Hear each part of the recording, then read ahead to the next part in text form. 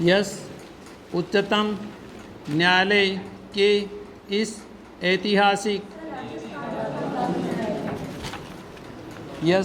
राजस्थान उच्च न्यायालय ने अपने एक महत्वपूर्ण और दूरगामी प्रभाव के फैसले में राज्य सरकार के इस तर्क को अस्वीकार किया है कि पुलिस हिरासत में हुई मौतों के लिए पुलिसकर्मी व्यक्तिगत रूप से जिम्मेदार हैं। विराम। जयपुर के वकील की एक लोकहित याचिका को स्वीकार करते हुए न्यायाधीश ने पुलिस हिरासत में होने वाले उत्पीड़न तथा हत्याओं को रोकने की दिशा में कई कदम उठाने का राज्य सरकार को निर्देश दिया है और यह भी कहा है कि ऐसे मामलों में मृतकों के परिवार वालों को आर्थिक सहायता तो दी ही जानी चाहिए, उन परिजनों के पुनर्वास में भी सहयोग करना चाहिए। विराम। पुलिस हिरासत में यातना देने के मामले पिछले वर्षों में निरंतर बढ़ते रहे हैं, जो पूरे समाज शासन के लिए चिंताजनक होने चाहिए। विराम।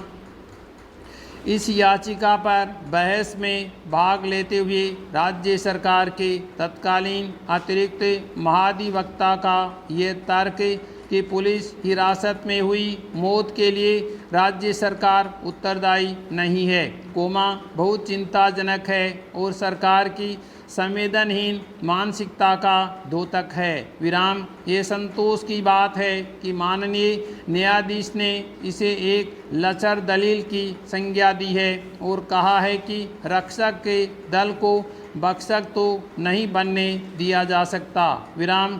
पुलिस थाने में किसी संदिग्ध व्यक्ति को बिना गिरफ्तारी बताए कई दिनों तक औपचारिक हिरासत में रखना अमानवीय होने के साथ गैर कानूनी भी है। विराम।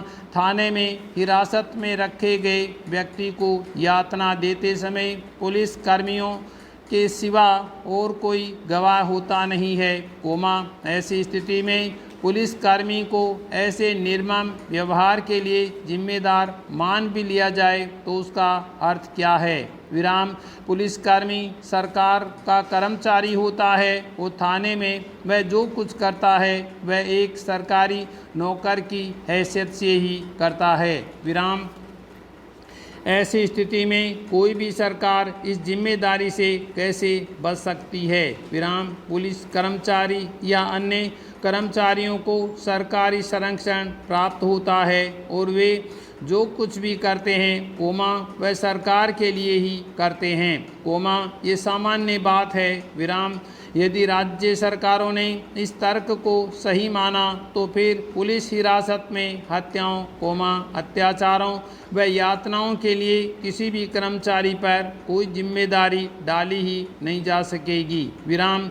अतिरिक्त महाधिवक्ता के ऐसे तर्क के कितने गंभीर परिणाम हो सकते हैं, उच्चतम न्यायालय के इस महत्वपूर्ण फैसले में इसके स्पष्ट संकेत मिलते हैं। विराम। इस याचिका पर सरकार की तरफ से पैरवी कर रहे अतिरिक्त महाधिवक्ता ने जो कुछ दलील न्यायालय में दी है उसे पुलिस ज्यादतियों के बारे में सरकारी दृष्टिकोण ही माना जाएगा।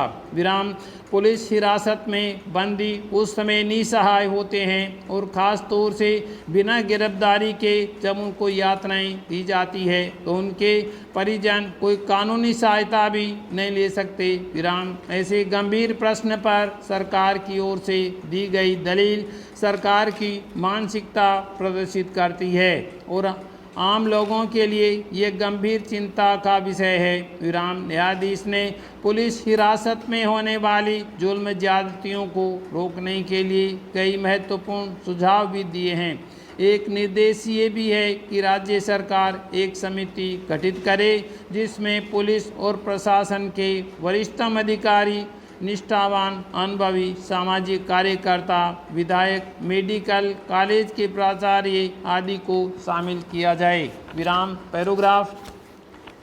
उच्चतम न्यायालय के इस ऐतिहासिक फैसले में जो भविष्य में कई संवैधानिक प्रश्नों और राष्ट्रपति के अधिकारों के संबंध में उठने वाले विवादों को सुलझाने में दिशा निर्देश करने वाला होगा।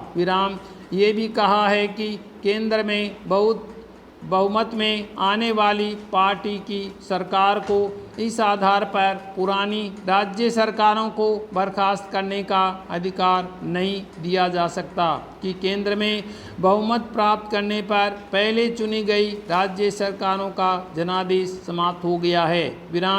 इस फैसले में ये भी कहा है कि धर्म को राजनीति से जोड़ने के प्रयास कानून ही नहीं संविधान का भी उल्लंघन है।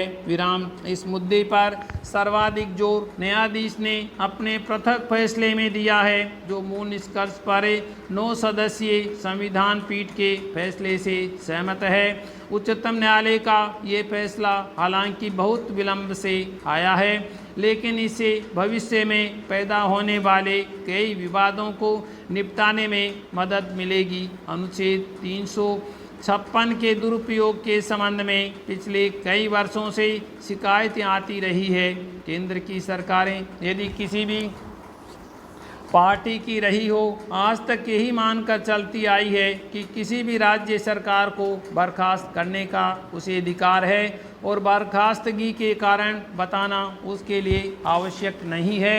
उच्चतम न्यायालय के फैसले से ये बात तो स्पष्ट हो गई है कि न्यायालय बर्खास्तगी के कारणों के बारे में केंद्र से पूछताछ कर सकता है।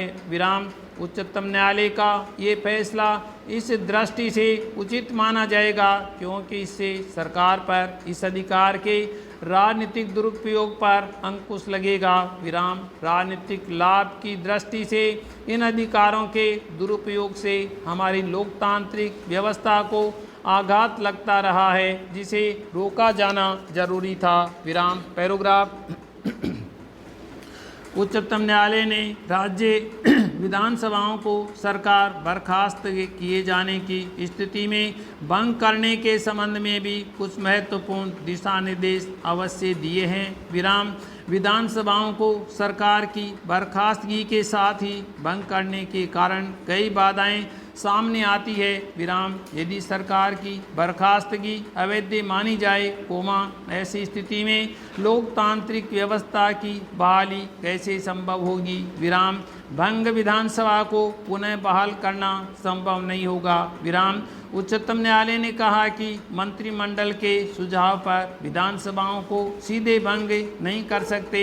इससे पहले संसद के दोनों सदनों द्वारा भंग किए जाने का प्रस्ताव पारित होना चाहिए, तभी विधानसभाएं भंग की जा सकती है। प्रश्न ये उठता है कि संसद के दोनों सदनों में यदि न्यायालय के फैसले के पहले ही प्रस्ताव पारित हो जाए तो न्यायालय उस पर कैसे फैसला देगा। इस फैसले से ये बात तो तय हो गई है कि न्यायालय को विधानसभा व सरकार को पुनर्जीवित करने का अधिकार है यदि दस्तावेजों से ये सिद्ध हो जाए कि बर्खास्तगी कानून सम्मत नहीं है। यदि किसी विधानसभा को भंग करने के प्रस्ताव का संसद अनुमोदन कर देती है तो फिर न्यायालय को भंग विधानसभा को बहाल करने का अधिकार स्वतः ही समाप्त हो जाएगा।